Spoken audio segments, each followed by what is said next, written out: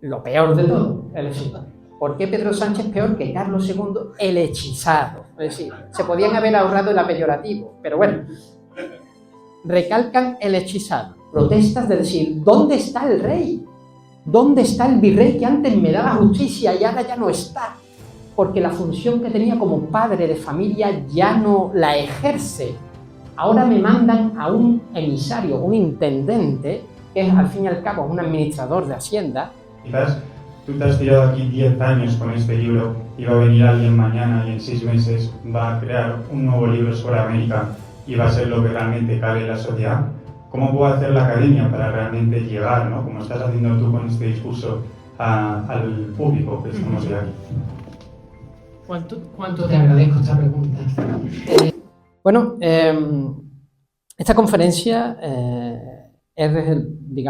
voy a hacer algunas líneas principales, pero es el resultado de una investigación que comencé en 2014 y que se publicó en 2024. Podré llegar a una verdad más concreta o menos, pero lo que sí es cierto es que el resultado de la paciencia, del sacrificio y de los valores que me inculcaron también, no solo mis maestros en la universidad, sino mis padres. Por lo tanto, el reconocimiento también a ellos. Y es sobre un periodo y un tema muy concreto, la monarquía de Carlos II en América. Lo comentaba antes de la conferencia, ¿no? Si ya de por sí Carlos II nos parece un reinado oscuro, o al menos vacío dentro de nuestro ideario más o menos, común. ¿Qué decir ya de América si pasamos el charco? Es decir, el oscurantismo a nivel de desconocimiento se amplía de manera exacerbada. Eso es lo que yo hice preguntando a la herramienta tan famosa, hoy utilizada tanto por estudiantes como por profesores, y mal utilizada, no por mí, pero hay que decirlo. Entonces pregunté sobre el título de la conferencia que Sergio pues, me invitó a poner tan acertadamente para hacer un poco de marketing de ¿realmente fue bueno o hechizado el reinado de Carlos II? Esa es la pregunta, digo, a ver qué me suelta. Y realmente, pues bueno, dijo que al fin y al cabo es uno de los más debatidos en la historia de España, cosa que no es cierta, ahora sí está siendo debatida, pero antes no. Y sobre todo quiero resaltar en que hacía hincapié en el depende mucho de cómo lo interpretemos. Bueno, yo creo que si yo presento hoy lo que yo creo, desde mi punto de vista, ocurrió en la América Española de Carlos II, inmediatamente cada uno de vosotros debería levantarnos e irse de esta sala. Porque yo no estoy aquí para dar una opinión, ni un punto de vista. Yo estoy aquí para demostrar y concretizar lo que la verdad de los hechos históricos ocurrieron en este periodo en concreto. Yo no estoy para dar un punto de vista. Es decir, uno de los grandes problemas que hoy ocurre en la historiografía concretamente y en la historia por parte de las universidades es que no somos capaces de aceptar el concepto de verdad. De que la historia, como decía Fernand Braudel, uno de los fundadores de la Escuela de los Anales francesa, que por cierto, buenas investigaciones, pero tan mal hizo a la historiografía también y a la historia, dijo que la historia es hija de su tiempo. No, la historiografía es hija de su tiempo, la historia no es hija de su tiempo, la historia fue la que fue, la real, y nosotros estamos llamados a buscar esa verdad, estamos llamados a buscar esa historia que ocurrió. No puede ser que, digo Carlos II aquí, pero se pueda traspolar a Hernán Cortés, que la historia de Hernán Cortés hoy sea diferente a la que va a venir mañana, o la que ocurrió antepasadamente, no. La historia de la conquista de México será la historia de la conquista de México. Y la historia de Carlos II es la historia de Carlos II. Si no, vano es lo que estamos haciendo aquí. No estaríamos haciendo ciencia, estaríamos haciendo charlas de café. Eso creo que es necesario que quede bien dicho. Pues bueno, ChatGPT entonces destrozado, creo que por el argumento que acabo de dar. De manera humilde, de manera científica, pero destrozado. En fin, ¿y por qué nos viene toda esta idea? Es decir, ¿por qué en nuestra concepción siempre tenemos la imagen y la idea de que Carlos II fue un reino oscuro, decadente, de crisis? Esto no sale alguien, no se lo inventa ningún partido político. Esto nace de una trayectoria también historiográfica. Yo lo pongo aquí y además digo, ¿por qué el rechazo del periodo colonial español en América, que tiene mucha relación con Carlos II y tiene relación con lo que acabo de decir? ¿Por qué no valen los puntos de vista? ¿Por qué tenemos que hacer hincapié en que existe una verdad concreta, histórica? Montesquieu, en su Espíritu de las Leyes, aquí lo pueden ver, destroza la historia de España. Intenta destrozarla. Habla de cómo España fue peor que un gobierno despótico, porque acabó con todos sus habitantes. Dice, ¿qué beneficios otorgaron los españoles a los mexicanos? Dice, pudiendo darles una religión llena de dulzura, les llevaron la superstición furiosa. Pudiendo haber hecho libres a los esclavos, hicieron esclavos a los hombres libres. Pudiendo instruirles sobre los usos de los sacrificios humanos, en su lugar los exterminaron. No terminaría nunca de decir bla, bla, bla, bla, bla. Ok. Todo eso es muy poético y está muy bien, pero está falto de fundamento. Este es un punto de vista. Porque Montesquieu nunca consultó en los archivos españoles, nunca tuvo en sus manos un documento, ni una carta, ni una consulta del Consejo de Indias. Jamás. Es todo lo que le llegaba de esa leyenda también negro-legendaria. Contrapunto, para ver que las opiniones y los puntos de vista no tienen el mismo peso que la verdad histórica. Ya lo conocéis también, Humboldt, el que escribió el ensayo político sobre el reino de la Nueva España. ¿Por qué es el contrapunto? Fijaos que no he cogido un español para quitar el hecho de la parcialidad y de la imparcialidad.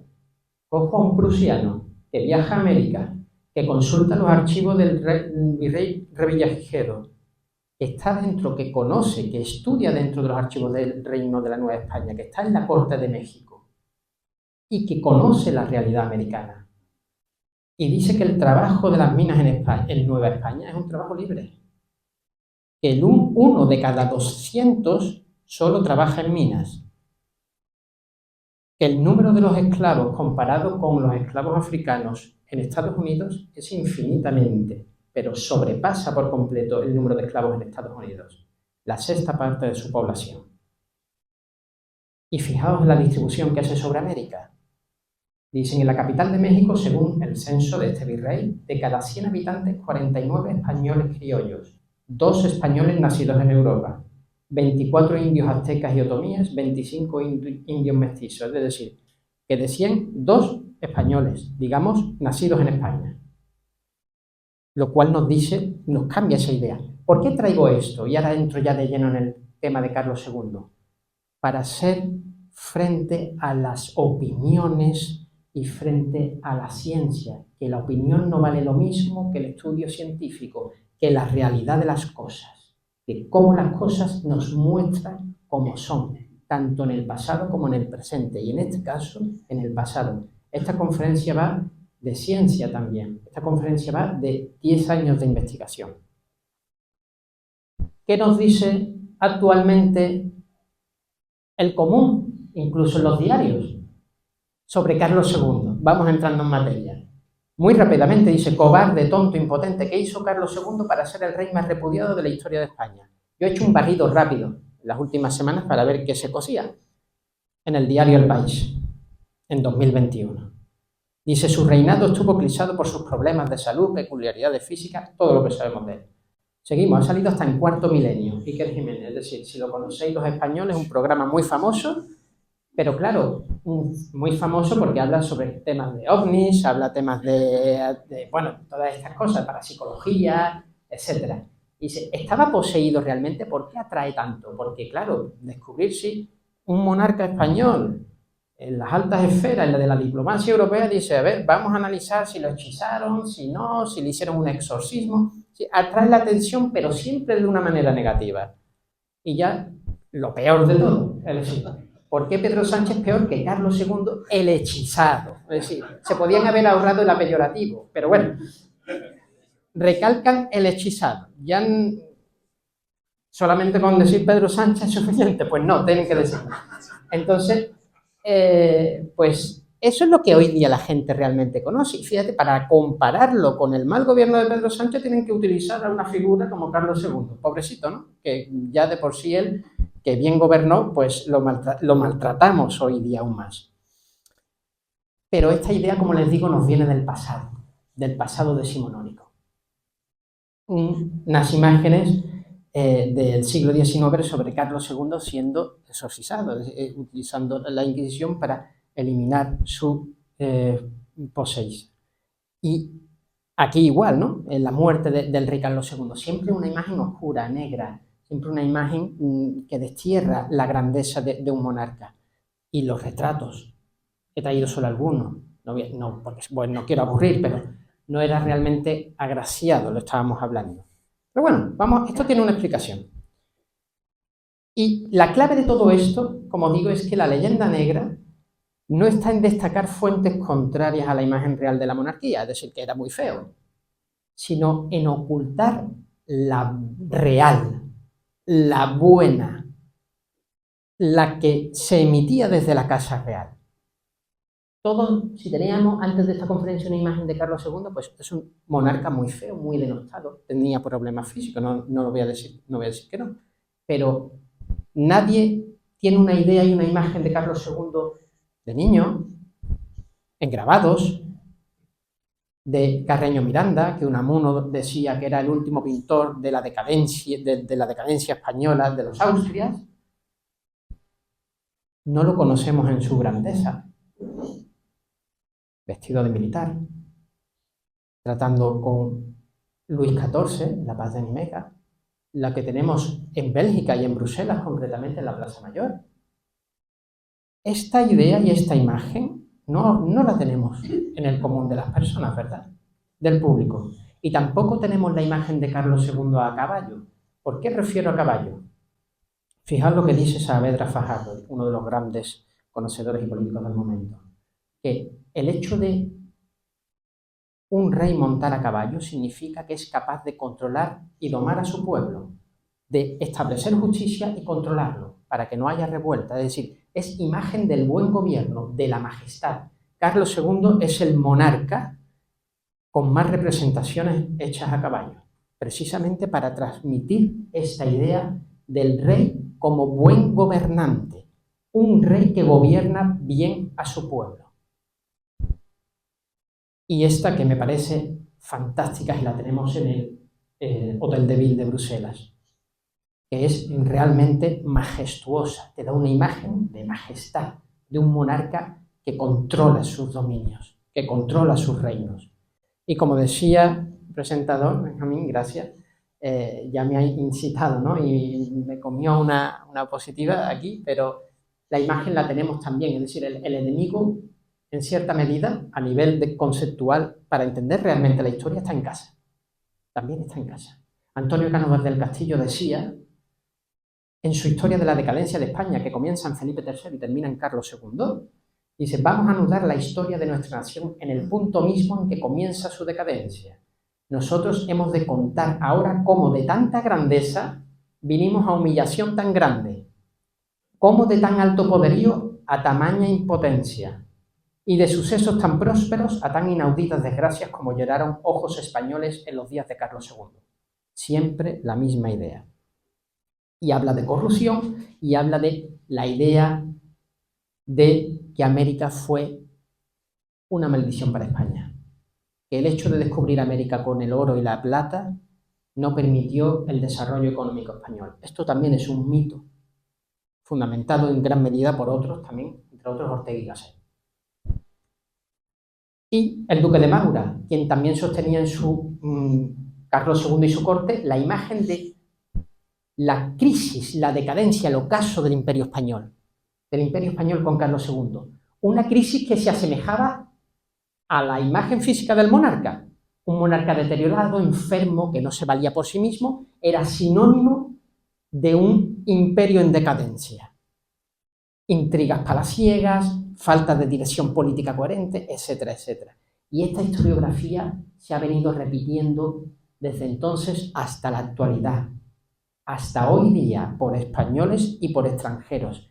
Esta bibliografía, por ejemplo, de la impotencia a la autoridad, es decir, de la impotencia de Carlos II a la autoridad de los Borbones, al centralismo de los Borbones, nos dice mucho. Pero es que Ese libro que está allí también, que es de un colega que estudió conmigo en la Universidad de Sevilla, Poder y redes de corrupción en el Perú, lo utilizo porque ¿cómo es posible que él, estudiando 1665, 1705, el mismo periodo, Carlos II, que yo, compañeros de universidad, tesis doctorales, archivo de India, misma documentación, ¿cómo es posible que él dé una visión de la historia de Carlos II en América corrupta y yo proponga una alternativa diferente? Alguien está o mintiendo o no interpretando bien la documentación. Por eso es bueno, cuando estudiamos historia, eliminar prejuicios y ser conscientes de que estamos haciendo ciencia. Y la ciencia nos lleva a una verdad. Nadie rebate a un matemático que 2 más 2 son 4. Es una verdad. En la historia estamos llamados también a eso. Y eso es lo que quiero intentar presentar aquí hoy. Y diferente bibliografía, como hablábamos, actual que está dando una nueva imagen del reinado de Carlos II. He puesto mi libro, evidentemente, pero hay otros. Christopher Storr, que es un gran historiador inglés, también habla de la resistencia, o más bien de una resiliencia del gobierno de Carlos II, como un intento de no perder el protagonismo internacional que tenía. Porque es cierto, Carlos II estuvo inmerso y tuvo un protagonismo fundamental en la política europea, y qué no decir ya de América, que es donde vamos a entrar. El reinado de Carlos II en las Indias Occidentales. Recordar que las Indias Occidentales son Indias en plural porque incluyen también Filipinas. No solo incluyen el Caribe, el continente americano en su conjunto, sino las Filipinas. De ahí las Indias Occidentales, si no sería en singular. Pero como le decía también a mi presentador al principio, me gusta que cuando nos sumergimos en la temática, trasladarnos. Vamos a hacer un intento de trasladarnos al pasado. Y para eso tenemos que trasladarnos a nivel cronológico, pero también espacial. Fijaos, esto es el mar Mediterráneo dentro de Estados Unidos. Lo que era el Mare Nostrum romano, que fue así hasta 1492, esas eran las lindes del conocimiento, o al menos en lo que se movía un europeo, digamos europeo entre comillas para no ser anacronismos, es lo que abarca hoy Estados Unidos. Un poquito más, pero aproximadamente. Bueno, desde San Francisco hasta Florida hay ciudades españolas. Eso es como si hay ciudades españolas desde Líbano hasta Cádiz, por toda la región. Yo no sé si ya al menos entendemos lo que implica todo esto, a nivel logístico, a nivel político, etc. Y estoy hablando solo de una región. Fíjense lo que hay abajo. Lo que hay abajo y lo que hay a los lados, ambos lados del Pacífico. Eso no solo implica decir construyo una ciudad y me voy de vuelta a España, no. Implica gobernarla. Y gobernarla implica administrarla bien. Gobernarla implica hacer justicia. Gobernar implica estar presente. Esta es la expansión que tuvo durante el reinado de Felipe II, con la incorporación de la corona de Portugal, pero para que tengamos una idea al menos clara. Y sobre todo, cómo se movían. Ya sé que esto es un tópico, pero para iniciar creo que es bueno tener esa mentalidad. Son cáscaras de nuez en el océano. Y creo que se compara bien si tenemos un galeón español frente a lo que puede ser la Armada actual. Yo creo que vamos a entender y vamos a valorar mucho mejor lo que se va a decir aquí hoy. Y como no, hacer una conmemoración al cuadro del descubrimiento de América, que últimamente ha sido atacado en el Museo Naval, lo cual me parece completamente indignante, sobre todo por personas adultas que supuestamente saben leer y escribir, pero que al parecer no lo hacen nunca. Pero en fin, ese es el pan nuestro de cada día.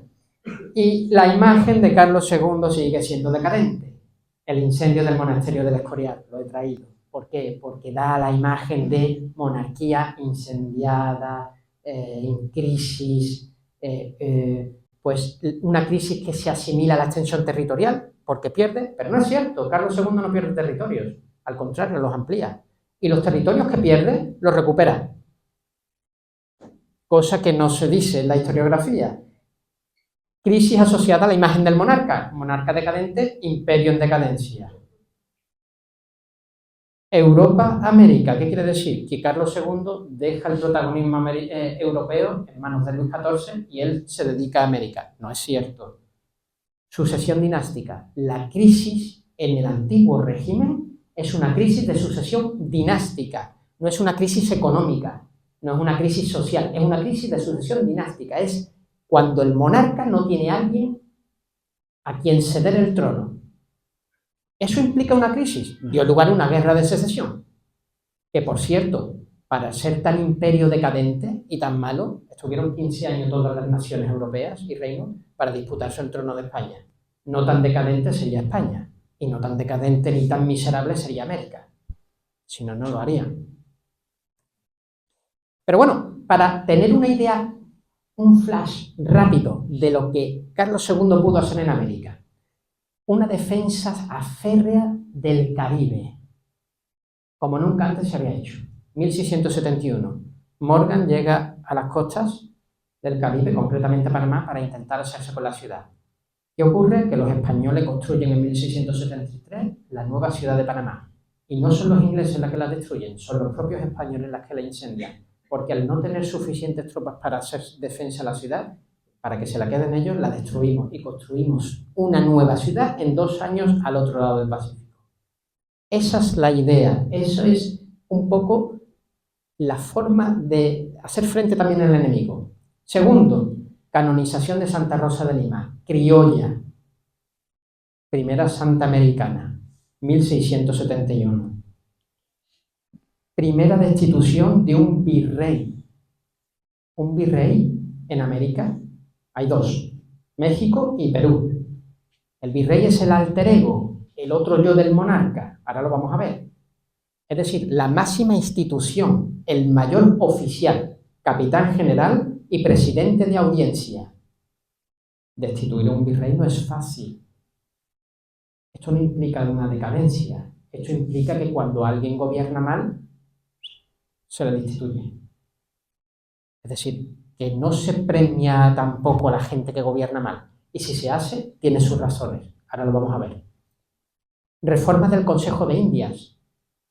La idea de que Carlos II es un periodo decadente es falsa. Y aunque sea un rey que no sepa ni siquiera hablar ni levantarse de la cama, nos da la historia nos dice que las instituciones y los pilares de la monarquía española eran lo suficientemente fuertes como incluso para tener a un monarca inválido, que no lo fue. Pero incluso si ello fuera así, las instituciones eran lo suficientemente fuertes como para seguir luchando y haciendo frente a los reinos europeos y a las diferentes potencias enemigas. Reformas diferentes del Consejo de India, máxima institución. Se crea una junta de comercio nueva. Es decir, se estudia qué ocurre con el comercio en América, cómo podemos mejorarlo. Una reforma de la política liberalidad, ahora lo vamos a ver de los virreyes, de cómo gestionan las gracias y las mercedes. Publicación de las leyes de Indias. Aquí ha habido una conferencia a la cual yo asistí, muy buena, sobre la recopilación de las leyes de Indias. Todavía no somos conscientes de lo que implicó publicar las leyes de Indias en América. El mayor código jurídico conocido, yo te voy a decir desde Ulpiano, pero incluso desde Alfonso X el Sabio, no se veía algo igual. No solo basta publicarlas, hay que distribuirlas.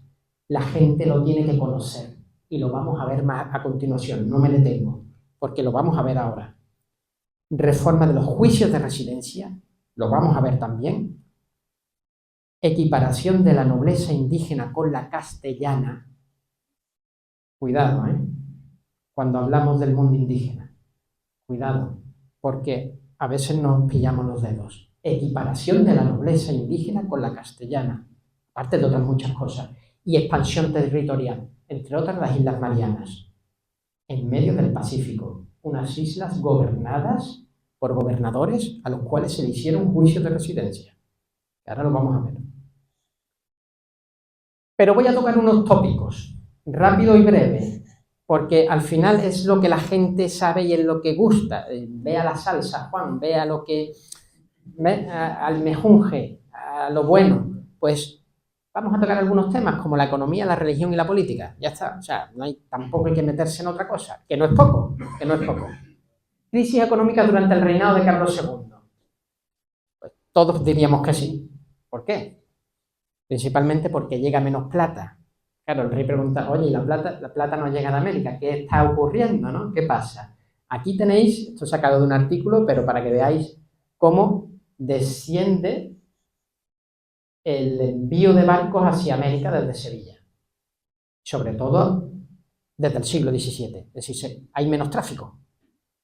La producción anual de Potosí, Charcas, va disminuyendo, va decayendo. Claro, esto dices, bueno, ¿a qué se debe? Pues principalmente se debe a una razón. En el primer gráfico, en el que el siglo XVII y concretamente en el periodo de Carlos II, comienza a haber una producción local. La industria en América se desarrolla. Conclusión, necesitamos menos cosas de España. ¿Por qué? Porque ya hay industria en América, se desarrolla. Por lo tanto, hay menos, en cierta medida, comercio. Producción de plata de Potosí, es cierto, hay vetas, las vetas principales de mina van decayendo porque llevan un siglo consumiéndose y llega un punto en el que o están más profundas, más difícil de acceder para alcanzarlas. Muy bien, se ponen otras en explotación, se descubren nuevos lugares, Guanajuato, en Pachuca, y como veis aquí, hasta el siglo XVII, mediados, no hay producción, es decir, nuevas minas que no son las principales se van explotando, por lo cual significa que al Potosí se reincorpora otro tipo de minas. Y, sobre todo, ¿qué ocurre? ¿Por qué llega menos plata? ¿Por qué llega menos dinero a España? Pues principalmente, aquí tenéis un mapa de los presidios, se invierte más. Se invierte más. Siempre se ha dicho los economistas que las colonias siempre cuestan más a las metrópolis. En este caso no podemos hablar de colonias, son reinos. Y si tú gestionas un reino como el de Sevilla, como el de Nápoles, el de Cataluña, o el de Valencia, o el de Sicilia, un reino tiene sus propias finanzas, tiene su propia caja real. Y de la caja real se financia lo militar, lo económico, lo social. Aquí tenéis un arzobispo de Lima que fue virrey interino, que dice que pagó 6 millones, que socorrió los presidios de Panamá y Portobelo, y además le sobró para remitir a España 2 millones de pesos. Es decir, que estamos hablando que en 35 años de gobierno de reinado de Carlos II, aproximadamente 4 o 5 millones de pesos al año, 155, 160 millones de pesos se invirtió en América.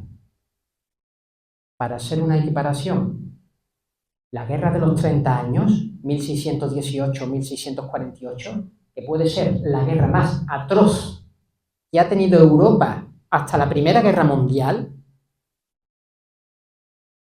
España invertía alrededor de 180-240 millones de pesos en total, cada peso. Lo cual significa una equiparación como en 30 años de una guerra atroz frente a Francia y a todas las potencias europeas, en Europa, Carlos II invierte no casi la misma cantidad, pero muy cercana, en toda América, lo cual significa una cosa también, y esto se olvidan muchas veces los proamericanistas o proindigenistas, etcétera, incluso españoles, de que América fue una burbuja en la Edad Moderna. Mientras en Europa nos estábamos matando entre todos, América era un oasis. Si llegaba alguien a América, algún inglés, sobre todo en el siglo XVI, es porque lo había hecho a manos de un desertor español. Si no, no tenía el conocimiento para hacerlo.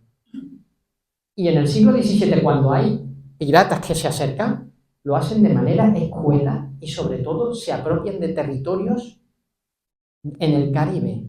Es decir, lugares, la isla Margarita, Santa Lucía, lugares que tienen poca defensión o que no están pobladas y desde ahí intentar atacar. Pero lo que significa esto es que España tiene una defensa bastante fuerte y que no hay un enemigo, es decir, es un oasis de paz en este sentido. Y fíjense, como digo, para terminar con el tema económico, el norte de la contratación de las Indias Occidentales. Esta es una obra clave, tremenda, que se publicó durante el reinado de Carlos II. Aquí está cómo funciona América durante el reinado de Carlos II, pero cómo venía funcionando a nivel administrativo, naval, etc. Y fíjense, yo quiero destacar aquí una cosa, porque este era secretario del Consejo de Indias, y saca aquí algunas citas evangélicas que ustedes dirán, ¿por qué ha puesto eso? Es una cosa muy rara. Habla del libro de Ezequiel y de Tiro, de la ciudad de Tiro, etc. Pues él utiliza estas frases concretamente porque en el Evangelio hace una alabanza a cómo la ciudad de Tiro se había enriquecido y había tenido un auge comercial.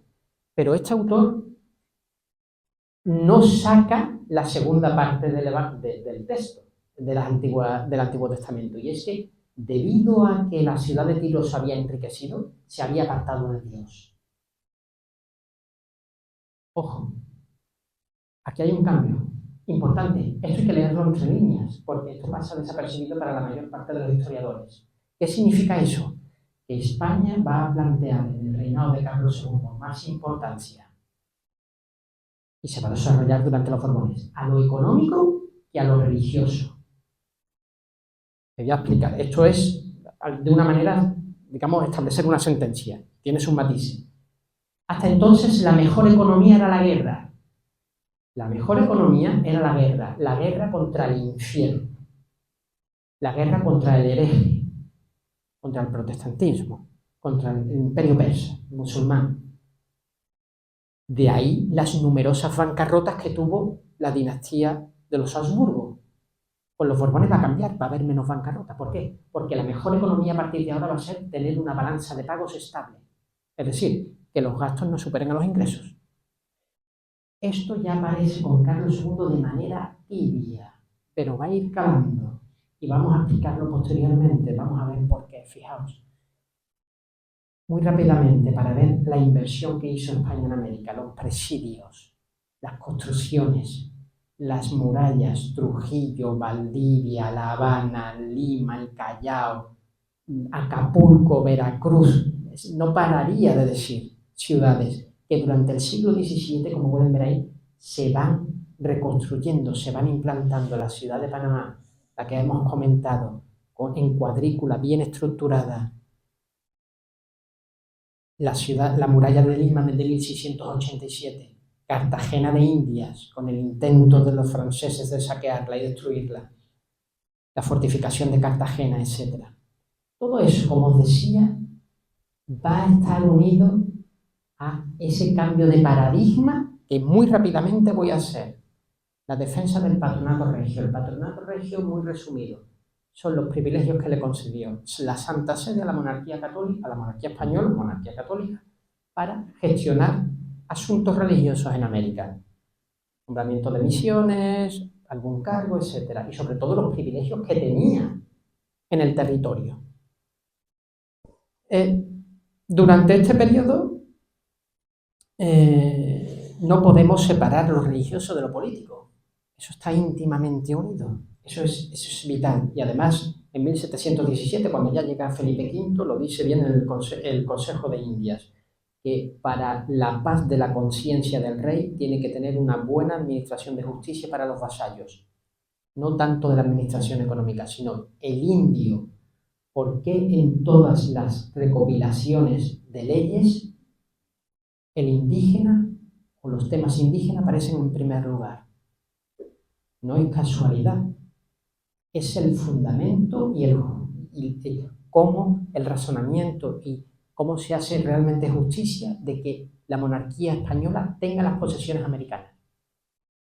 Las salvaguardias del indio, la evangelización. Y esto es fundamental. Ahora voy a pasar a la siguiente diapositiva. Defiendo el patronato regio. ¿Por qué? Va a ir cambiando la concepción que tiene la monarquía católica.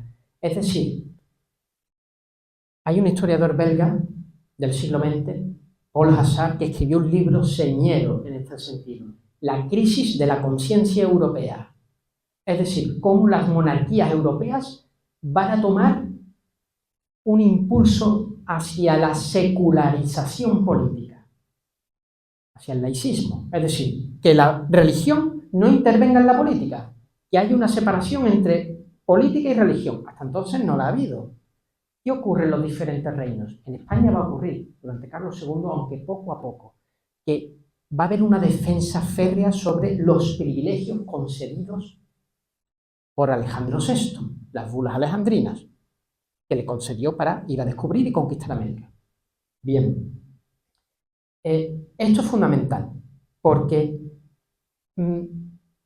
a partir de este momento, España va a defender estos privilegios a ultranza. ¿En qué sentido? Me voy a explicar, y lo voy a decir muy rápidamente, para no detenerme demasiado en esto y poder comprender cómo va cambiando. Como decía, en 1648 la paz de Westfalia marca un antes y un después, en el proceso de secularización de Europa, el final de la Guerra de los 30 años. Y España de alguna manera rompe con Roma, rompe con la Santa Sede, porque se siente traicionada. No voy a entrar en detalles. No significa que España no vaya a defender el catolicismo, lo va a defender, pero a la manera española. Vamos a decirlo de alguna manera, es decir, yo defiendo mis privilegios que me concedió la Santa Sede y Roma va a intentar recuperar esos privilegios que le ha concedido a España. Pero ¿qué ocurre con la defensa a ultranza del patronato regio? Que a mi entender, el monarca deja de representar, cuando tú, durante esta época, me refiero, cuando tú dejas separar la política de la religión, el monarca, fijaos lo que ocurre durante el siglo XVIII en Europa, que las monarquías se convierten en monarquías ilustradas. ¿Y qué significa? Que viene el despotismo ilustrado. Las monarquías despóticas. ¿Por qué? Porque abandonan la Santa Sede, abandonan el catolicismo como norma y conducta de gobierno. Claro. Entonces, si lo gobernamos a nuestra manera, ¿qué ocurre? Que el rey, el gobierno político, el religioso, el económico, el social, también se transforma. Hasta este momento, el gobierno había sido, entiendo que esto es difícil, había sido gestionado de una manera, diríamos, de economía doméstica. El monarca es el padre de familia y gobierna sus reinos como un padre, gobierna una familia.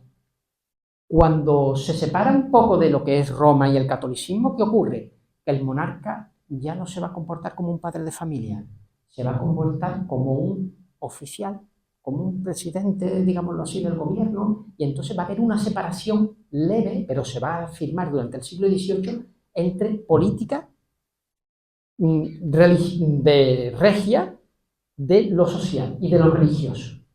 Esto es fundamental entenderlo. Baruch Spinoza, en su libro sobre tratado político, en el capítulo 6 y 7, dice: el monarca no tiene que intervenir en los asuntos del Estado y gestiona, hace un presupuesto para la Casa Real y le dice al rey: aquí tienes tu dinero, no intervengas en política, y otro presupuesto para el Estado. De tal manera que hay una disociación. Esto se va a ver muy claro en América. ¿Por qué? Porque la forma de gestionarla va a cambiar, va a transmutar. Y esto durante el siglo XVIII, el papel que tenía el virrey como padre de familia se va a perder, y como tanto la justicia. ¿Qué va a ocurrir? América va a seguir siendo reinos, pero la política va a ser asimilada en algunos aspectos a una política no colonial, pero parecida. Es decir, el centralismo que va a haber en América va a provocar que los indígenas se alcen en protestas, pero no protestas nacionales, como nos quieren hacer ver en muchos países americanos, no hispanoamericanos, no. Protestas de decir: ¿dónde está el rey? ¿Dónde está el virrey que antes me daba justicia y ahora ya no está? Porque la función que tenía como padre de familia ya no la ejerce. Ahora me mandan a un emisario, un intendente, que es al fin y al cabo un administrador de Hacienda, que me dice que ahora ya no puedo atenerme a los privilegios que me había concedido Carlos V o Felipe II. Que yo ahora tengo que demandar justicia a la corte de Lima, que a lo mejor está a 1.400 kilómetros de mi pueblo y no me puedo desplazar, o directamente me tengo que ir a Madrid. ¿Dónde está el rey? Hay una ausencia del rey debido a este problema en muy concreto. Me he detenido demasiado, pero voy a avanzar en el tema religioso, pero fíjense, la evangelización es importante y Santiago Matamoros se convierte en Santiago Mataindios en la época para asimilar la figura de Santiago a España. Y también ocurre con ese intento de mezclar la Pachamama, las culturas ancestrales del mundo indígena con el mundo hispánico. Es decir, el Cerro de Potosí se convierte en la imagen de una virgen, de la Virgen María, con un manto que es la montaña en sí misma. Igualmente, los pilares de la monarquía pasan de ser un pilar puramente físico a ser Santa Rosa de Lima, que sostiene la Eucaristía, la defensa del catolicismo. Y Fernando III, el Santo, que va a ser también muy ensalzado y beatificado en América, en esta época. ¿Por qué? Porque es un rey de la Reconquista, es un rey puramente hispano, es un rey que ensalza el catolicismo, digamos, a la española. Y entonces eso es lo que intenta, hay una lucha ahí de poder en cierta medida, ¿no?, entre la monarquía española y la Santa Sede, y sobre todo, bueno, pues ese triunfo de la Eucaristía, como los monarcas hispanos, desde Carlos II hasta Carlos V, defienden el Santísimo Sacramento, el cuerpo de Cristo, siempre en América. Y sobre todo, durante el reinado de Carlos II se va a ver que es un periodo álgido en construcciones de iglesia. No lo veis todas, pero se enaltece la religión, la evangelización, el catolicismo. Y aquí aparece una de las iglesias que a mí más me fascinaron del barroco andino, en el Perú, en el camino sagrado que va de Cusco a Machu Picchu.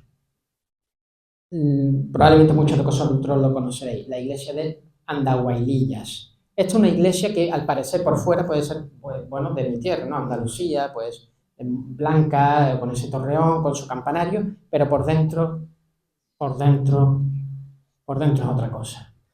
Tú dices, claro que iban menos barcos con oro y plata a España, si es que la mayoría se quedaba en el territorio. Y sobre todo esa mezcla de lo castellano, lo americano y también de nuestro antepasado musulmán.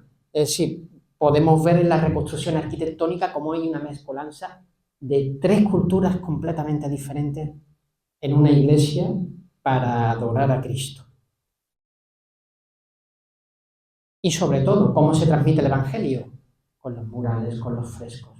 Un indígena o un español, o un criollo, un mestizo que no sabe leer ni escribir, porque esto está literalmente en medio de la nada. En medio de la nada. Yo me tuve que montar en un autobús con gente local que iban con sus llamas y yo iba en un autobús sentado y al lado mío había una llama y me paró el tipo cuando yo le dije Andahuaylillas. Ahí sí es todo. Sí, es en medio de un descampado, un pueblo muy bonito, pero por dentro es maravilloso. El camino para ir al cielo, un camino de dificultad. A la izquierda la tenéis llena de espinas, llena de dificultades. El camino para ir al infierno, perdón, este es el cielo, al infierno es muy fácil. Es un camino, una pasarela con muchas facilidades. Y la idea del Leviatán, esa es la idea y ese mensaje que se transmite al indígena también. La mayor parte de estas arquitecturas están hechas por manos indígenas. No son españoles que vienen con su equipo de trabajo y no. O sea, es un misionero que les dice cómo hay que fabricar este tipo de cosas. Y el convento de Santa Catalina de Arequipa. Maravilloso. Si tenéis la oportunidad, tenéis que ir. Es una ciudad dentro de una ciudad. Tiene calles. No se ve bien, pero la calle Sevilla, la calle Toledo, la calle Córdoba. Y tiene sus cocinas, es un complejo impresionante. Durante Carlos II se crean macroconventos. La ciudad de Lima, lo veremos aquí, era una ciudad en el siglo XVIII, principio, 1700, con más de 6.000 religiosos conventuales. Y esto no es una persona que se dedica solo al culto a Dios, que ya de por sí está muy bien consagrado. Ojalá todos aspiráramos a consagrar la vida a Dios, pero también implica una cosa que no se ha estudiado, que los religiosos son ejércitos a manos del monarca, que rezan por la salvaguardia del monarca y también para ganar las guerras. Pero lo hacen en un oratorio, lo hacen en una capilla, lo hacen en una iglesia, pero son ejércitos también a manos del monarca, no hay que olvidarlo, ejércitos, entiéndaseme, entrecomillados, pero son soldados espirituales. Y el sistema, como decía, del gobierno cortesano, para entender, voy terminando, no sé si en 15 minutillos, ¿sí? El sistema cortesano, el padre de familia que deja de serlo. Si os metéis en la enciclopedia de Diderot, Rousseau tiene un artículo sobre economía que habla de esto, cómo la economía política y el gobierno doméstico pasa a ser, la economía doméstica pasa a ser economía política. ¿Y qué implicaciones tiene esto en la gobernanza de los reinos y de las monarquías europeas?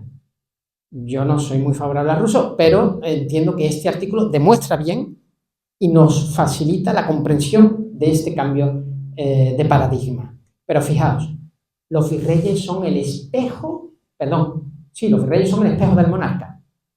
Y los corregidores van a ser los espejos del virrey, es decir, es como establecer pequeñas cortes, la corte de Lima, la corte de México, pero llevarla a Guadalajara, llevarla a Cartagena de Indias, llevarla a Quito, pequeñas. Fijaos, Antonio de Mendoza, el primer virrey de México, segundo del Perú. Felipe IV, aquí también tendréis a Diego Pacheco, virrey de México.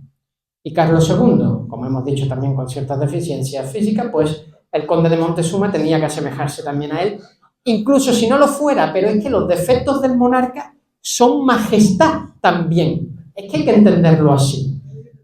Esto no es nada malo, ni nada grave, ni nada peyorativo para el Imperio Español, ni mucho menos, ni mucho menos. Como decía, se publican estas, no solo leyes, tratados políticos que van a ver qué ocurre en América.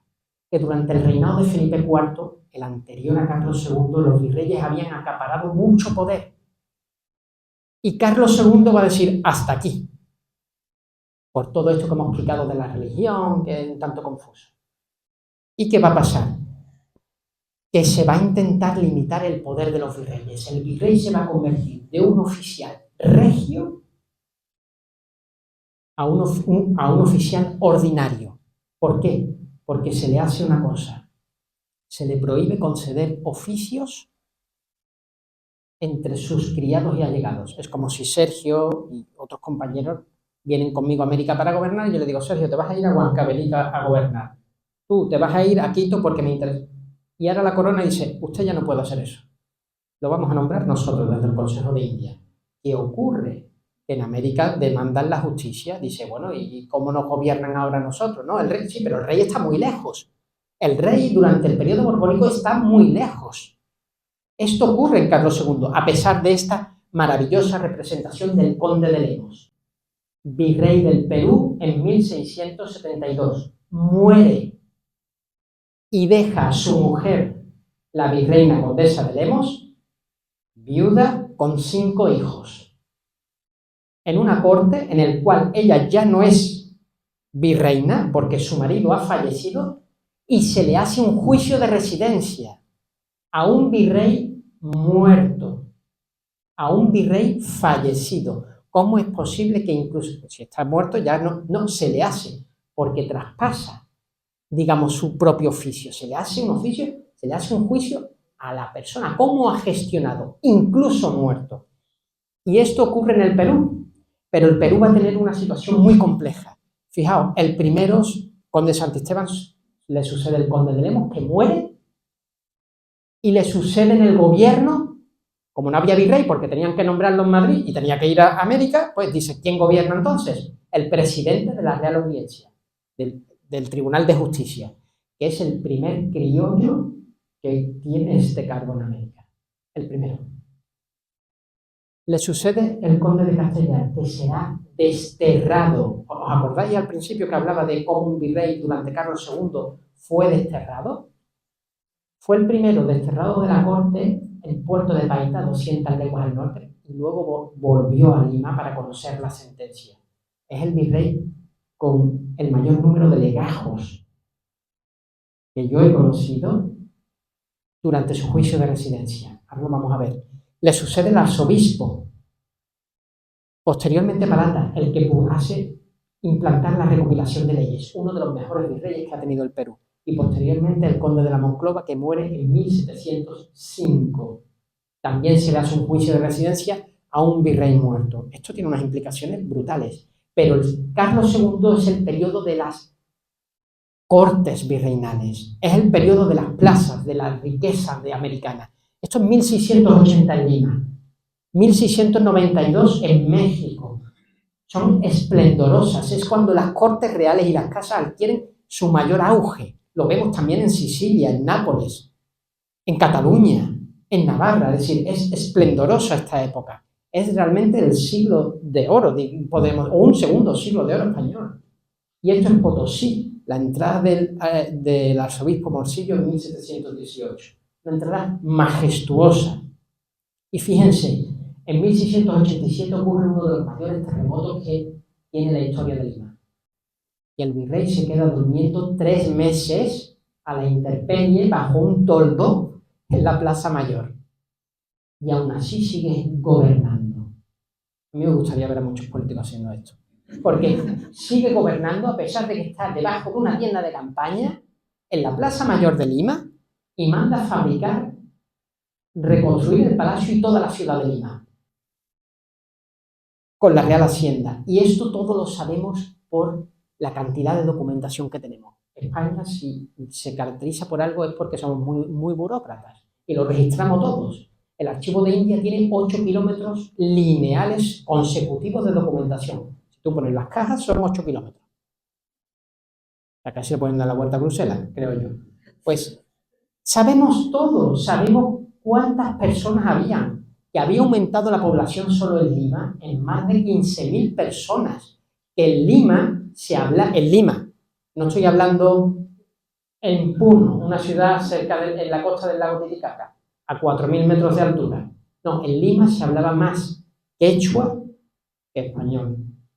El duque de la Parata, del que se quedó en la tienda de campaña en la Plaza Mayor, se quejaba porque había más personas que hablaban en otra lengua que no fuera el castellano, lo cual nos dice también mucho de la política española y de cómo se intentó conservar las lenguas indígenas. Y lo vemos cómo estaba distribuida la ciudad en cuarteles. Ojo, tú piensas, dice, en Lima solo viven españoles. Indios, indio libre, esclavo negro, con otra esclava, pero vecinos de un español, vecinos de un criollo. Es decir, que pensamos que en la ciudad de Lima te ibas a encontrar sola nobleza castellana. Y al lado de tu casa podía vivir un indio perfectamente. Es decir, que la distribución, gracias a esta documentación también vemos cómo se distribuía la ciudad. Y fijaos, muy rápido, porque quiero terminar con un tema también fascinante. Cosas que se hacen en América, a modo de titular. Se intenta crear un nuevo virreinato en Cartagena de Indias. Creo que lo tengo ahí. Cosa que van a ser los Borbones, que siempre se han llevado el protagonismo, pero ojo, Carlos II ya estaba pensando en esto. La defensa del Caribe, como he dicho, controlar el comercio, el contrabando, se ponen medidas para el contrabando, se agilizan las tareas de gobierno, se centralizan las decisiones en el Consejo de Indias, se reabre la Casa de la Moneda de Lima, que llevaba décadas sin funcionar o cerrada, décadas, y eso tiene una implicación brutal. Se intenta crear una audiencia en Cusco, que finalmente se va a hacer 100 años más tarde de lo que indicó ahí, en 1787. Es decir, son avanzados realmente a su época, están viendo las necesidades que va a haber, porque administrar América es muy complejo. Va a haber una delegación en los gobernadores. Como el virrey va a perder poder, en gran medida, porque se va a centralizar en Madrid, se va a descentralizar parte en los gobernadores. Pero los gobernadores quedan muy lejos. Y Lima va perdiendo también poder y autoridad. Y fijaos, con esto termino, quiero decir, me quedan algunas diapositivas, pero quiero terminar con este tema, muy rápido. España es el imperio del papel y de la tinta. No es el imperio también de los galeones. No es el imperio de las armas, que también lo fue, pero entenderlo. es el imperio del papel y de la tinta. Esto es un legajo, no es uno de los más grandes, del Archivo General de India. España realizó juicios de residencia. ¿Juicio de residencia qué es? El virrey termina de gobernar y le dice, usted no puede partir a España hasta que se le juzgue. ¿Cómo has gobernado a tus semejantes, es decir, a los españoles, a los criollos, a los indígenas, y se te va a hacer un interrogatorio? Ojo, desde el principio de la conquista, Hernán Cortés también fue juzgado. Aquí no se salvaba nadie. En 1631 había aproximadamente en América alrededor de unos 5.000 oficiales, vamos a decir, funcionarios, entre virreyes, gobernadores, capitanes generales, etc. Aproximadamente entre de 2 a 4 años se hacían los juicios a los gobernadores, a los virreyes cada 3, a los corregidores cada 5, cada 4, va cambiando en función de la reforma. ¿Esto qué implica? Que cada 2 años se hacen aproximadamente 2.250 juicios de residencia. ¿Sabes lo que conlleva eso? Eso lleva mucho dinero, pero un dinero que no ponía la monarquía, lo ponía el que era juzgado. Yo, si he sido virrey, pongo el dinero. ¿Por qué? Porque si salgo castigado, yo tengo que indemnizar a los indígenas o a un criollo o a alguien. Si he hecho la muralla de Lima y he atravesado las huertas que hay en un barrio y tengo que recompensar al vecino, ¿qué hago? Que lo pongo de mi dinero. Ya veré yo cómo me lo busco, pero es el virrey el que lo paga. Pero independientemente de eso, hay que pagar a un escribano, a un fiscal, a un abogado, a un traductor de indios, a un abogado de indios, los intérpretes, al correo, los chasquis, antiguo correo incaico, que tienen que llevar el juicio de residencia, es decir, la instrucción, el interrogatorio que se le va a hacer a los indios. Aquí tienen un ejemplo, ahora lo voy a poner, de las frases que aparecen en los juicios de residencia. Si averiguo lo contenido, hago saber y doy fe, que lo sepan y conozcan. Pero fijaos, y porque con más libertad puedan pedir y seguir su justicia contra el dicho corregidor y sus oficiales y contra los regidores y personas susodichas. Es decir, a mí me encantaría que vinieran a mi casa a llamar a la puerta y me dijeran, oye, Juan, ¿ha gobernado bien el alcalde de Etterbeek? Me encantaría. Oye, ¿ha tenido en cuenta...? Sí, ¿no? ¿Y cómo? Y además, si no hablo neerlandés o francés, que viniera con un traductor y que me lo tradujera al castellano. Esto, suena a broma. Realmente uno se ríe porque no llega, incluso es incrédulo de cómo es posible que esto ocurriera. Pero es que esto ocurría, ahora lo voy a poner aquí, en pueblos que estaban a 1.400 kilómetros de Lima. En México también. El caso de José de Chávez, que se le pone un intérprete de quechua a todos los indígenas. Y fíjense, para el reinado de Carlos II solo he cogido a los 10 virreyes. Hay 49 legajos, como el que habéis visto, así, cerca de los 100.000 folios en total. Solo de virreyes, para México y Perú. Solo virreyes. 100.000 folios. Hay que leerlo, ¿eh? Porque la letra se las trae. Y muchas veces, en fin, te puedes encontrar también con alguna declaración en quechua. Y ahora búscate un traductor. Pero bueno, y además, ¿qué ocurre en esta época? Las leyes de Indias. Las leyes de India, ahí está toda la distribución. A todas las reales audiencias. No es que las leyes de India llegue y diga, bueno, aquí están en Lima. No, tienen que llegar a los cabildos de las ciudades para que los gobernantes sepan con qué leyes tienen que gobernar y los gobernados sepan a qué leyes se pueden atener. Jolín, esto es el BOE, esto es el Boletín Oficial del Estado, esto es muy moderno. O sea, que yo que soy gobernado sepa con qué leyes me gobiernan, que no venga un tipo y me diga, no, aquí hay una ley que se remonta al periodo de Carlos V que dice, no, eso ya no vale, aquí hay una estructura, estas son las leyes que valen. Así tiene que gobernar usted, gobierne. Y además, el juicio de residencia permite una cosa, que las leyes, que haya, para empezar, un diálogo continuo entre América y España. ¿Cómo? Si me preguntan, Yo demando y digo, pues este tipo no ha gobernado bien porque me ha maltratado o ha hecho tal. Muy bien, eso se hace, se realizan las visitas, se inspecciona, se ve que es así, se pasa a las audiencias, a la Corte de Lima, estas quejas llegan al Consejo de Indias y se estudian. De tal manera que si hay un proceso o se ha gobernado mal, se cambia la ley. Es decir, que los indígenas y los criollos españoles son virtuales potenciadores, creadores de leyes.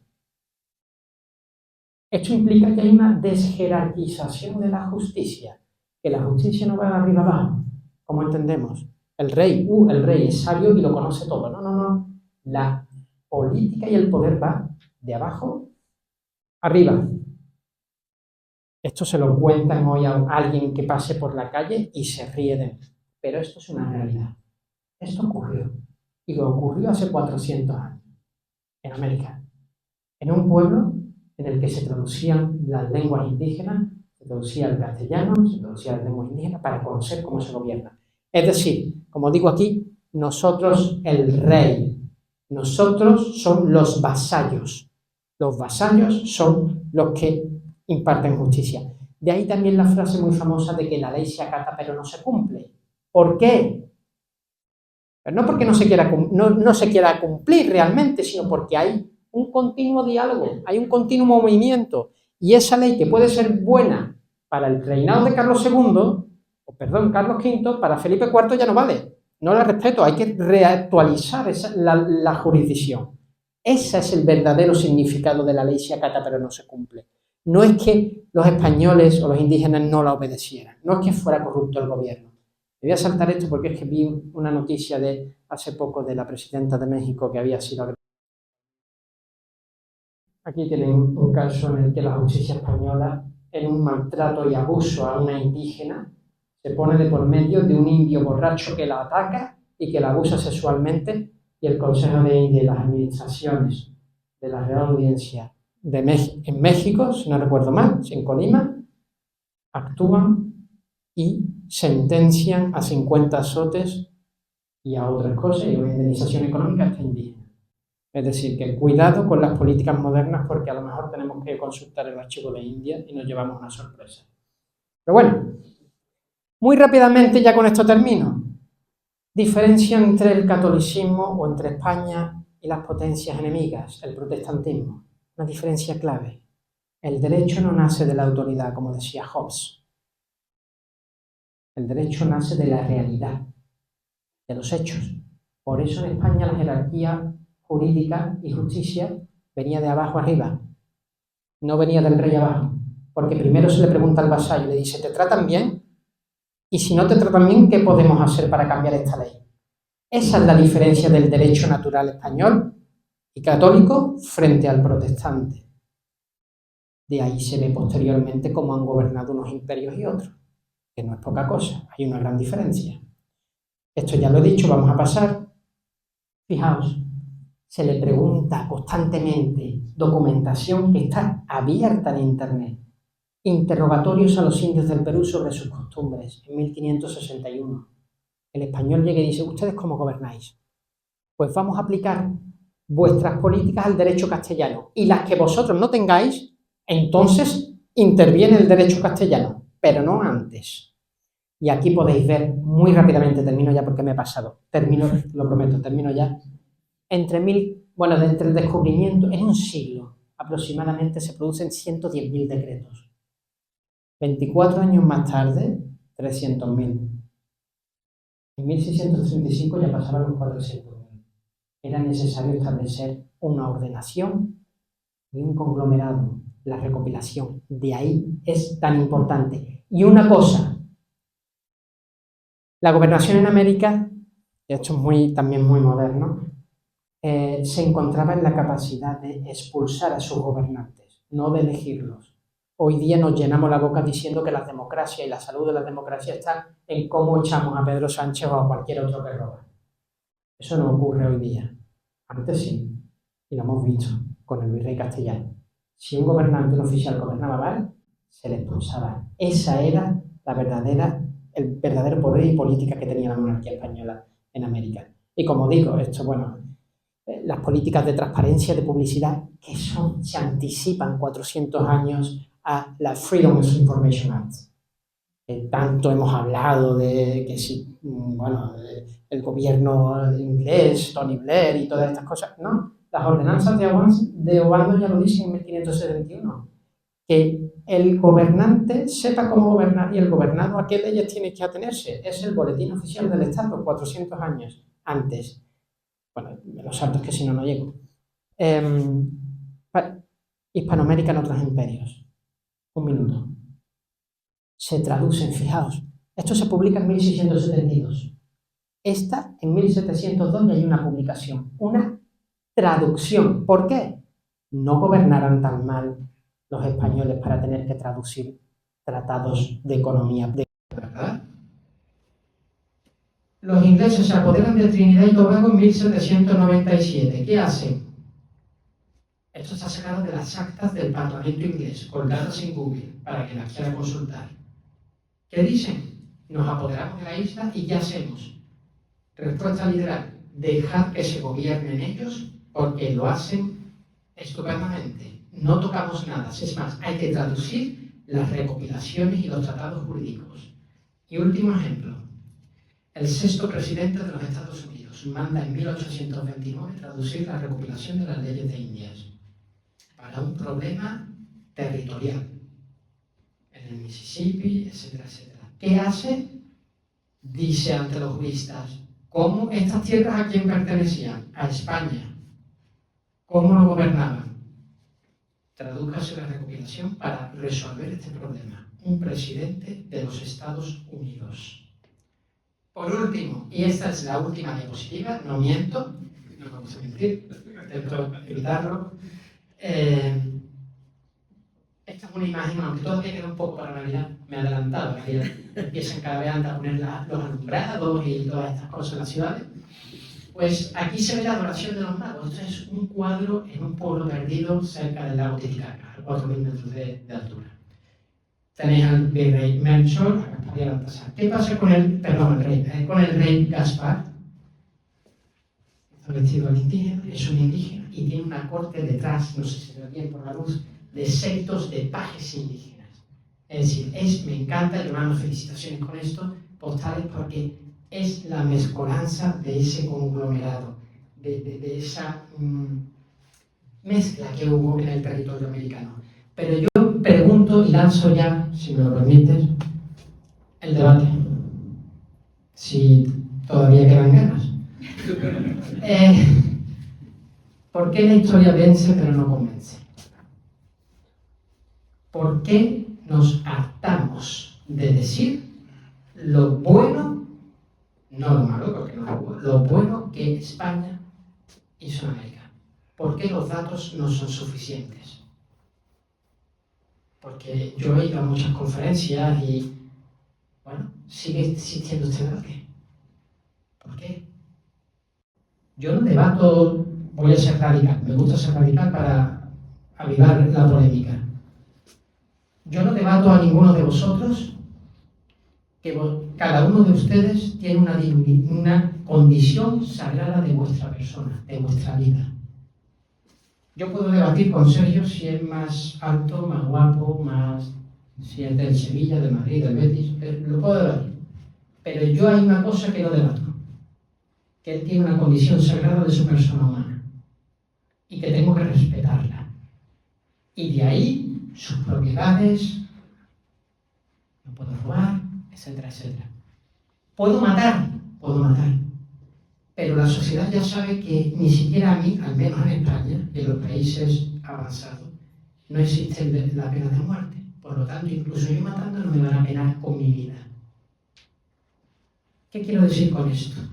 Que nosotros podemos debatir sobre cosas, entre comillas, insignificantes o secundarias. Si soy más alto o más bajo. Pero yo no puedo debatir sobre la dignidad sagrada. Yo puedo debatir sobre datos históricos. Por eso una tesis como la mía es diferente a la de otro. Vale. Pero lo que no puedo debatir es que España y Carlos II gobernó bien América. No solo gobernó bien, sino que lo hizo muy bien. ¿Por qué esto no cala? porque no vamos a la esencia de las cosas. No vamos a buscar, como decía al principio, la verdad. Y la esencia en historia implica la identidad de un pueblo. Hoy, la leyenda negra triunfa en gran medida porque ataca a la identidad de un pueblo, o quiere hacerlo. Hoy la sociedad no tiene identidad. Al no tener identidad, ataca cualquier cosa. Y ataca a España. ¿Por qué España es más atacada que otras potencias o imperios a lo largo de la historia? Porque tenía un objetivo: evangelización, el catolicismo. Porque es el último imperio místico de la historia. Esto podemos ser creyentes o no. Esto es una realidad. Esto va más allá de prejuicios políticos. Entonces, al tener un objetivo histórico, al tener un objetivo político, al tener una identidad, se ataca. Porque hoy día queremos ser lo que nosotros queramos ser. Tú eres lo que quieres. Y la identidad, la historia te dice de dónde vienes, cuál es tu identidad, cuáles son tus raíces. Y la historia es pétrea. Acapara la verdad. Como acapara la verdad, no podemos modificarla a nuestro antojo. Y eso duele. Pero aquí estamos para decir las verdades. Y aunque duelan, seguiremos con ello hasta el final. Muchas gracias.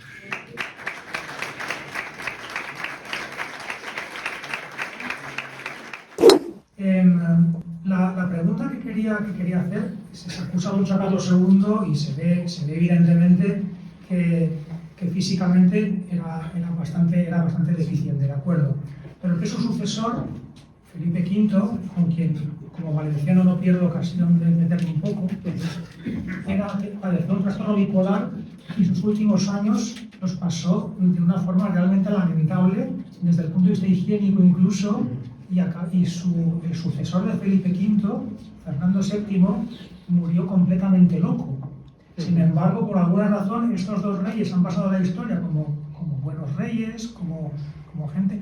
¿Cómo puede ser que en esos primeros años del siglo XVIII ya comience a gestarse esta concepción de cómo nos ocultan todo lo que nos has contado?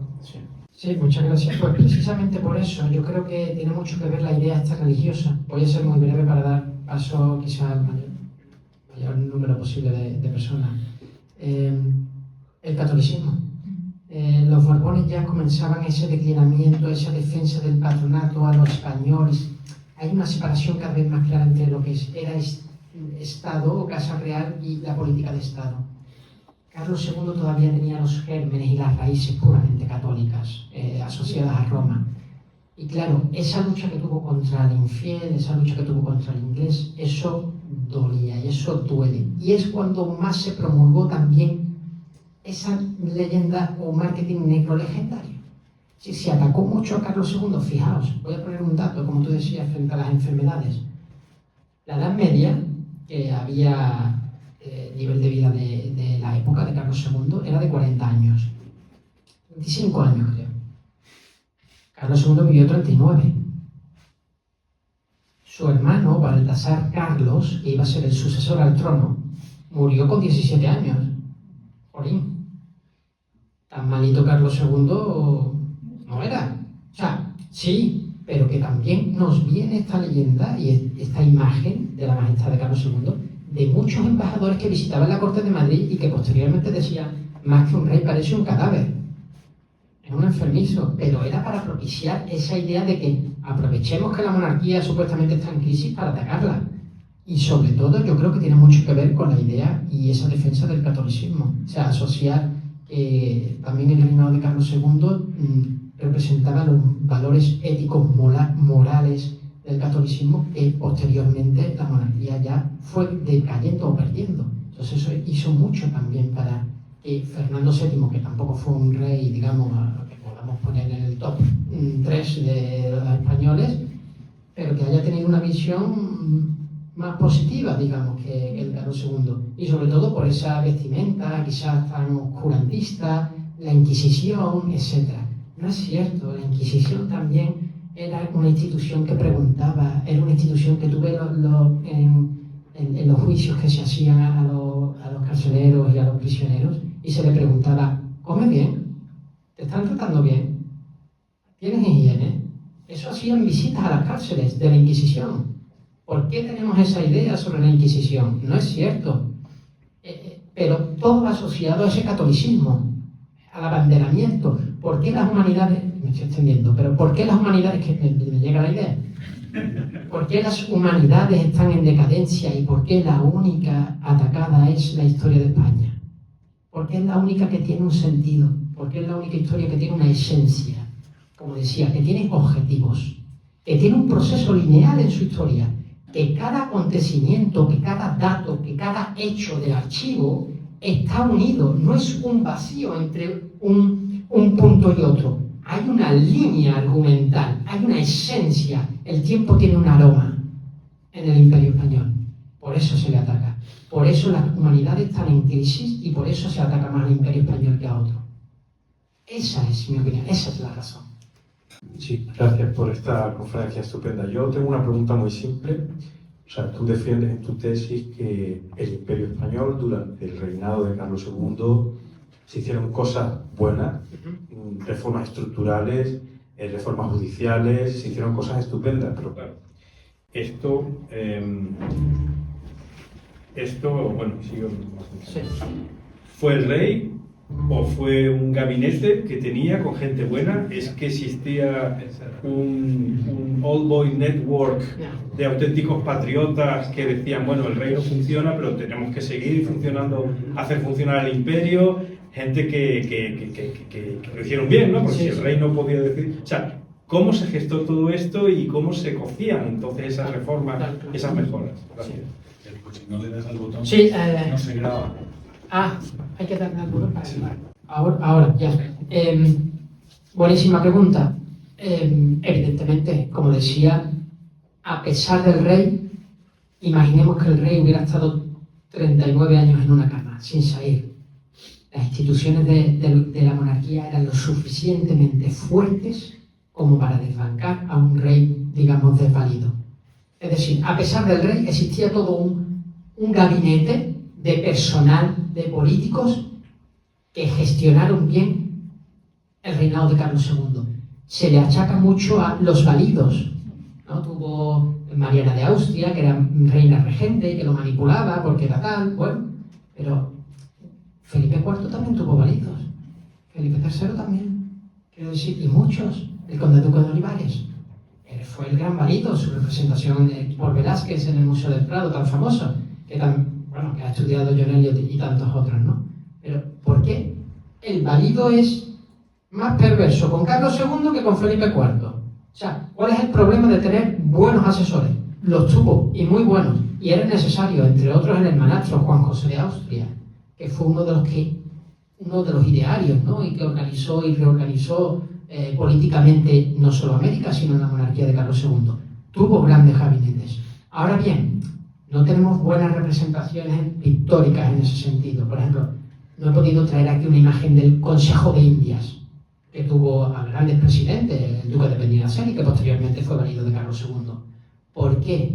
Esta pregunta se le hicieron a Feliciano Barrios, un historiador español, miembro de la Real Academia de Historia, cuando iban a hacer la representación de la película La Triste. Y dice, bueno, pero con el conde duque y tal, y con los válidos, dígame cómo era el gabinete de Estado, o sea, cómo se sentaba, dónde estaba el despacho. No hay despacho. En el antiguo régimen, la mayor parte no hay despachos. El válido, el primer ministro, el rey, despacha por los pasillos, hablando. Eso nos dice mucho también de ese clientelismo, de ese patronazgo que hay en el antiguo régimen. Es un sistema de poder no institucional. La corte, en el antiguo régimen, es un sistema de poder no institucional y eso implica relaciones personales. Como implica relaciones personales, eso se traslada a todo. No hay un gabinete, no hay una sala, no hay... Entonces todas esas cosas influyen. Y respondiendo a tu pregunta, tuvo muy buenos asesores y muy buenos válidos. De los mejores. Y el Consejo de Estado que se reúne antes de su muerte, entre otros el conde Santisteban, que fue virrey en Nápoles, fue una de las grandes personalidades que tuvo la monarquía y que recorrió los virreinatos, que conocía Europa, que conocía América, que viajaban. Hoy nos parece raro, sorprendente que en la época de Carlos II y anteriormente viajaran tanto. Era real. A nosotros nos quedó coger la Ryanair y irnos a, yo qué sé, a Líbano y tal, y mañana estamos... Ya lo hacían, y en Cáscaras de Nuez. Es decir, tenían muy buenos asesores, y en muchos casos también venían de América. Juan de Solórzano, que escribió La política indiana, el mayor tratado jurídico, a mi parecer, de mediados del siglo XVII, estuvo en Huancavelica, estuvo en el Perú, y fue uno de los mayores asesores de Felipe IV. Y fue el ideario de las políticas del siglo XVII para Carlos II.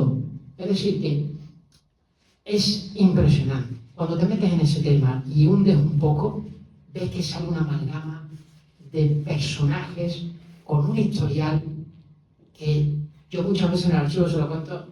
Cuando llego a casa pues se lo cuento a mi mujer y vengo saltado y le digo, mira lo que me he encontrado hoy.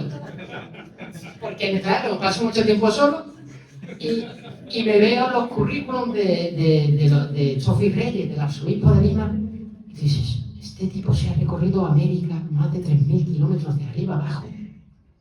Vino como obispo de Santa Marta en 1666 y termina siendo virrey en Lima, de manera no fortuita, pero porque conocía bien América, y luego le hacen un juicio de residencia, y luego vuelto a arzobispo de Lima, y muere en Lima, y ves cómo funciona la monarquía. Aquí, digo yo, Spielberg tendría para hacer centenares de películas, centenares, y además de taquillazo.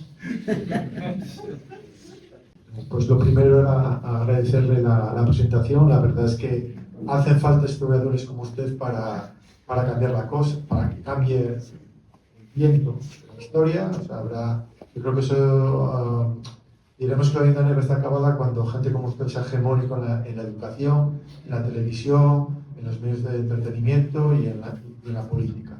Entonces mi pregunta relacionada con esto es, ¿qué tres instituciones, usos o costumbres o prácticas se podrían rescatar de ese periodo virreinal para aplicarlo al día de hoy y que mejoren nuestra situación? Pienso en el juicio de residencia, pero bueno, no se me vino a la cabeza, pero bueno, no quiero tampoco mezclar la bicha, entonces, muchas gracias. Gracias.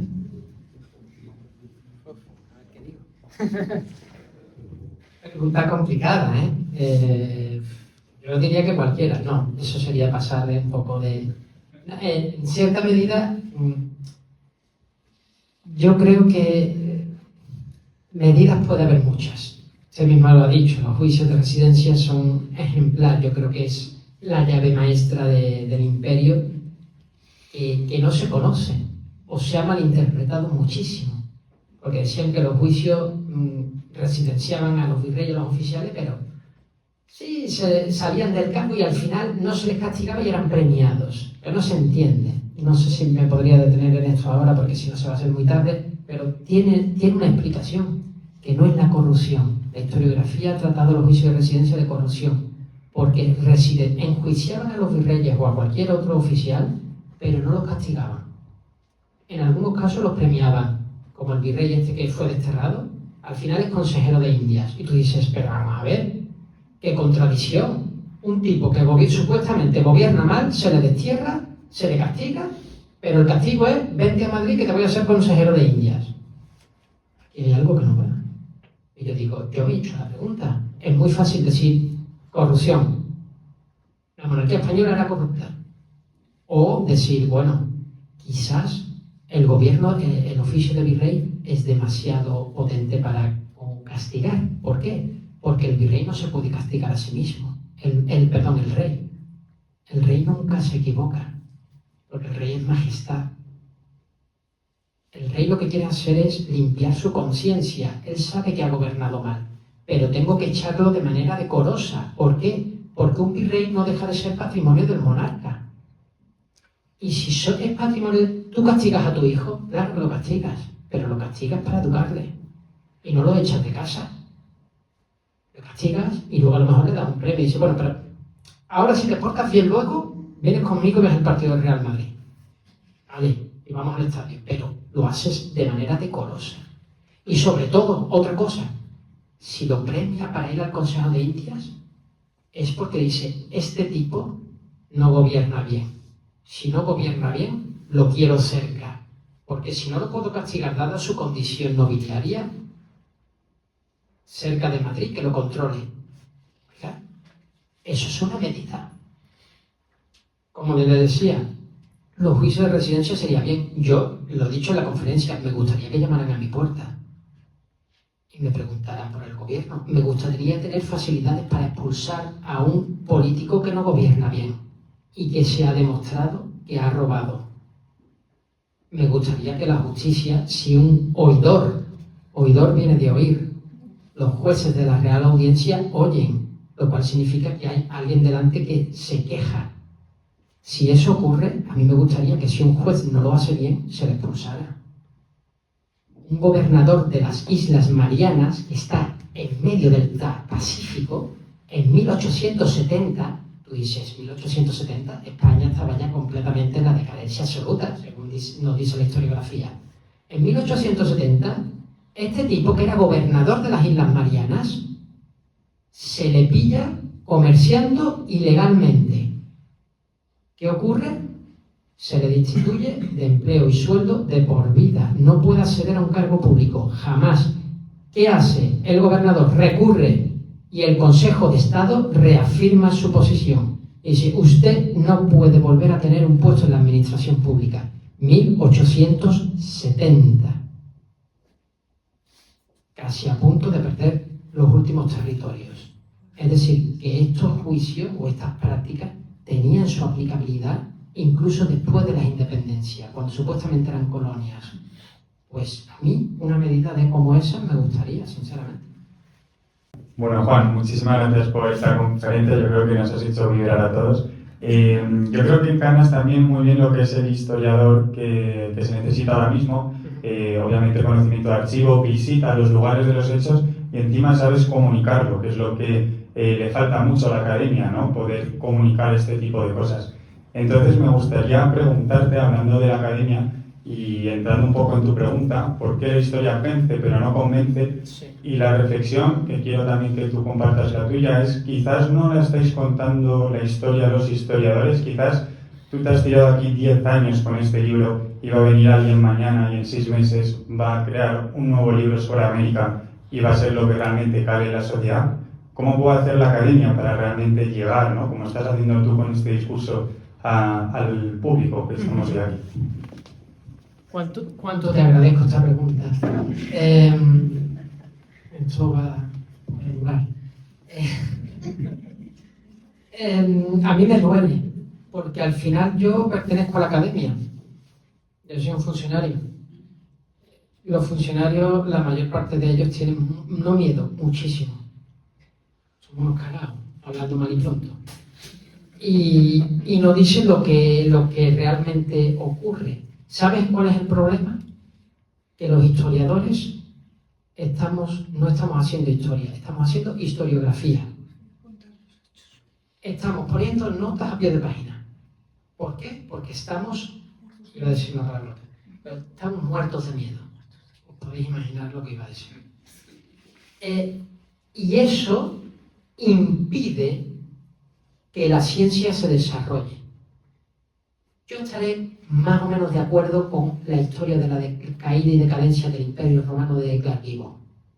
Vale, no sé si las razones fueron la Iglesia, el catolicismo, el triunfo del catolicismo para que el Imperio Romano decayera. No lo sé. Pero lo que sí sé es que esa obra marcó un antes y un después. Es que ese hombre que conocía 15 lenguas vivas y muertas iba al grano, iba al asunto. Eso es lo que a mí me interesa.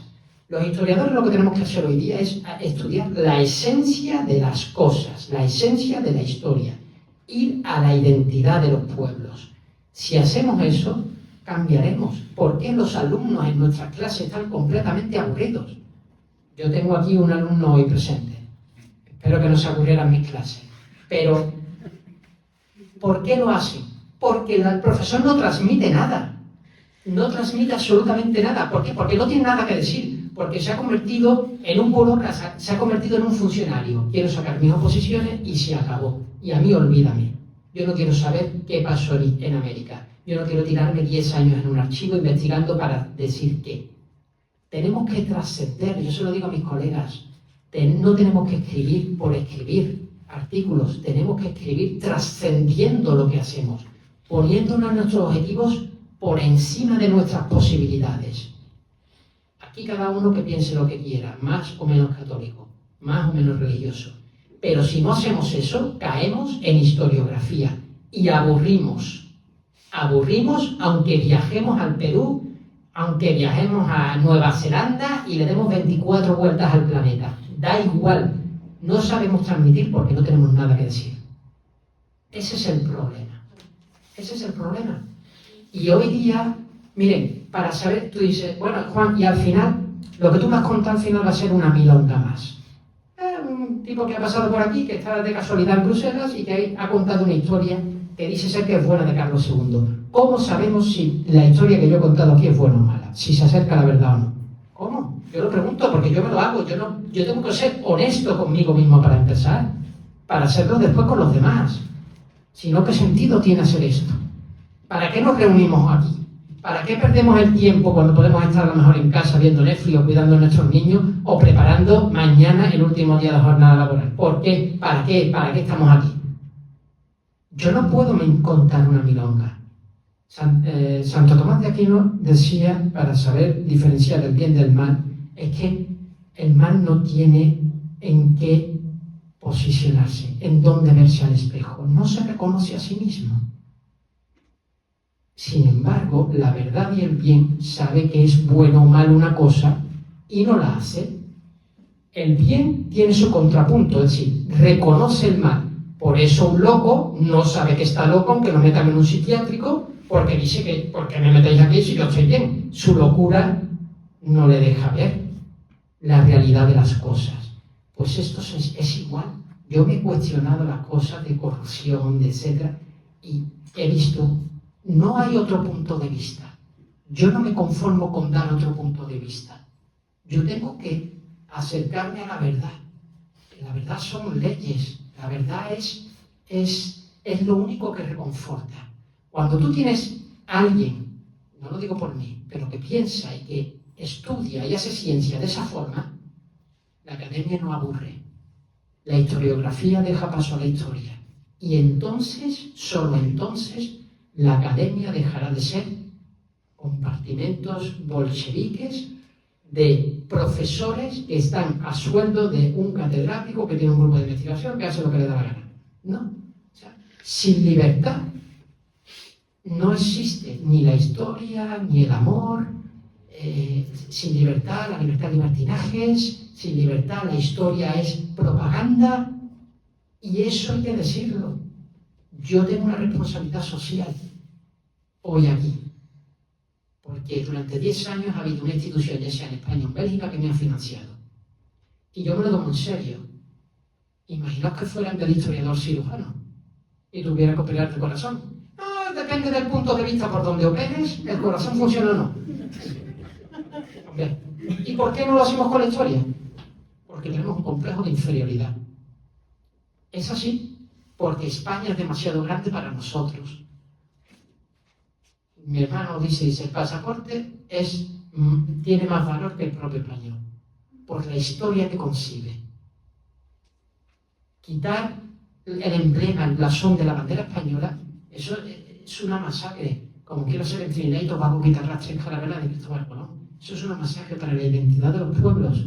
Es una destrucción. El cáncer no sabe que va a morir de su propio éxito, porque come la vida. El cáncer no triunfa en la muerte. Pues lo mismo ocurre con la historia. Estamos viviendo un proceso de esa forma. La historiografía es el cáncer de nuestra época. Y el no apostar por la historia es apostar por la memoria. Y la memoria es flácida. Las leyes de memoria histórica. No. La historia es historia, es real. Hay documentos, hablados o escritos. Pero no me venda usted la memoria. Porque la memoria la puedo interpretar yo dependiendo de cómo me levante mañana de la cama. Eso no es real. Eso es fantasía. Y eso, te agradezco la pregunta, es lo que hay que aniquilar. Muchas gracias.